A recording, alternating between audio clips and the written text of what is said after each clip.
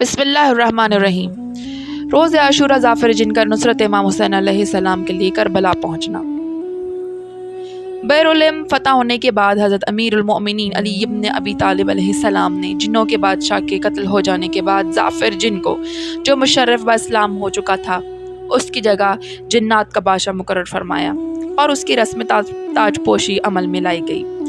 اور اس کی تاج پوشی کے 30 سال بعد جبکہ ظافر اپنی رسم تاج پوشی میں نہ رہا تھا، جشن آراستہ تھا، کہ 2 جن روتے ہوئے ظافر کے پاس آئے۔ ظافر نے رونے کا سبب دریافت کیا تو انہوں نے کہا کہ ہمارا گزر زمین کرب و بلا پر ہوا۔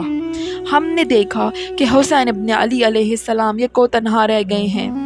یارو انصار، عزیز و اقارب، بھائی بھتیجے سب قتل ہو چکے ہیں اور امام مظلوم استغاثہ بلند کر رہے ہیں۔ آیا ہے کوئی ایسا کہ جو اس کسی میں ہماری مدد کرے؟ آیا ہے کوئی ایسا کہ جو ذریت فاطمہ کی حمایت کرے؟ اور دوسری طرف امام حسین علیہ السلام کے خیموں میں العطش العطش کی آوازیں بلند ہو رہی ہیں۔ ہم نے یہ واقعہ دیکھ کر تم کو بعجلت تمام خبر دی۔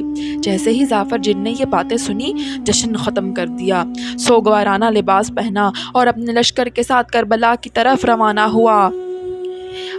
ظافر جن جب کربلا پہنچتا ہے تو کیا کہتا ہے کہ جب میں وارد کربلا ہوا ہوں کہ 4 فرسخ سے 4 فرسخ کے رقبے پہ دشمن کا لشکر پھیلا ہوا ہے اور امام حسین علیہ السلام کی مدد یاوری کے لیے منصور و فرشتہ اپنے گروہ کے ساتھ حاضر ہیں۔ اس کے گروہ کی تعداد تقریباً کئی ہزار ہیں۔ فرشتہ امام حسین علیہ السلام کی مدد کے لیے پہنچ گئے۔ تمام فرشتے اپنے گروہ کے ساتھ موجود تھے۔ جبرائیل، حضرت میکائیل، حضرت اسرافیل بھی دوسروں فرشتوں کے ہمراہ اپنے قافلے کو لیے، اپنے تمام فوجوں کو لیے موجود تھے اور منتظر اذن امام مظلوم تھے۔ انبیاء و مرسلین علیہ السلام کی ارواح بھی موجود تھی اور خود حضرت محمد صلی اللہ علیہ وآلہ وسلم موجود تھے۔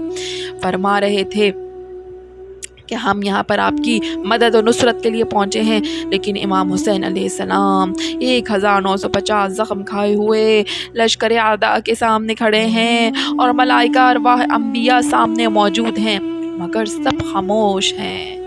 ظافر جن کہتا ہے کہ ناگہاں امام حسین علیہ السلام نے میری طرف نگاہ اٹھا کر دیکھا، میری طرف اشارہ کیا، فرمایا نزدیک آؤ۔ میں نزدیک گیا۔ رکاب کو جب بوسہ دیا تو میں نے امام حسین کی طرف دیکھا۔ میں نے اپنا لشکر پیچھے چھوڑا تھا اور خود امام مظلوم کی خدمت میں حاضر ہوا تھا۔ ظافر جن کا اصل نام اغوان زاہد تھا اور وہ جنات کا عظیم جن تھا۔ اس کی شکل بہت عجیب سی تھی اور وہ عجیب طرح کے گھوڑے پر سوار تھا۔ ظافر جن نے امام علیہ السلام کو سلام کیا اور آپ نے جواب دینے کے بعد فرمایا کہ اے ظافر، اے زاہد، تو کہاں رہ گیا؟ اس نے کہا کہ مولا، میں اپنی رسم تاج پوشی کا جشن منا رہا تھا کہ مجھے خبر ملی کہ آپ کربلا میں اس حالت میں ہیں۔ مولا، مجھے اجازت عطا کیجیے۔ آپ نے فرمایا کہ اے ظافر، تمہاری یاوری، تمہاری وفاداری سے خدا و رسول خوش ہیں، لیکن اے ظافر، میں تمہیں کس طرح اجازت دے دوں کہ نہ اب میرا علی اکبر زندہ ہے، نہ میرا قاسم زندہ ہے، نہ اونو محمد ہیں، نہ علی اصغر باقی ہے۔ اے ظافر، میرا بھائی عباس شہید ہو گیا ہے۔ اے ظافر، زمین مقتل لاشوں سے بھری ہوئی ہے۔ پھر آپ نے حکم دیا کہ اے ظافر، واپس جاؤ اور میری مصیبتیں یاد کر کے گریہ کرنا۔ ظافر بے حکم امام مظلوم سن کر نصرت کرنے سے مایوس ہو گیا اور وہ واپس پہنچ گیا۔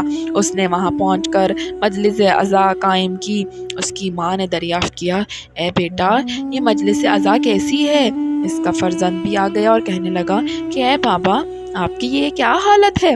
اس نے واقعہ کربلا بیان کیا اور کہنے لگا کہ اے اماں، اے میرے پیارے بیٹے، یہ حکم امام ہے اور حکم امام مجھ پر واجب ہے۔ اس کی ماں نے کہا اے بیٹا میں قیامت میں فاطمہ زہرا سلام اللہ علیہا کے سامنے سرخرو ہونا چاہتی ہوں، تو میرے ساتھ چل کربلا، میں امام حسین کی خدمت میں التماس کروں گی، شاید کہ مولا تجھے اذن جہاد دے دیں۔ جعفر جن اور اس کی ماں دونوں کربلا پہنچے، مگر کیا دیکھتے ہیں کہ وہ وقت تھا کہ حسین کا سر نیزے پر بلند ہو چکا تھا، سیاہ آندھیاں چل رہی تھیں، قتل الحسین بکربلا، ذبح الحسین بکربلا کی آوازیں بلند تھی، خیام اہل بیت میں آگ لگ رہی تھی۔ لعنت اللہ علی القوم الظالمین، انا للہ و انا الیہ راجعون۔